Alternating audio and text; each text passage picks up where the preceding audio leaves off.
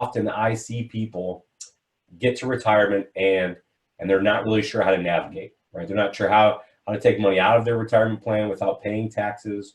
What's the right distribution strategy? Which account should they take from first? And the same is true with people that are younger, right? Should I invest in a Roth IRA or my 401k or a Roth 401k?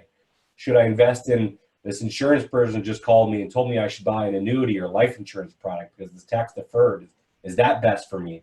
And so we get inundated with all these things all the time, and it's really, really hard to stay up to date. And as soon as you do, the tax law changes, right? And that's one of the big things I tell people is we want to make sure that we invest and that we're taking advantage of the tax law.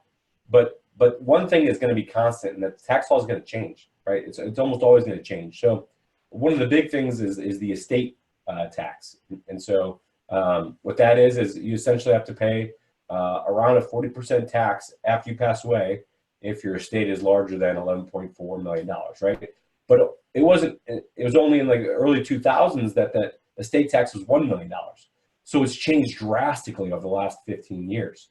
So if we plan and we only invest for tax purposes, we may get burned, because if I was giving away all my assets because I was trying to get to that $1 million threshold, and now it's at $11 million, right? I just gave away all these things maybe I didn't want to. And so we've got to make sure that taxes are on our mind and that we're thinking about them, but it can't be the sole reason that we make an investment or we do something with our money.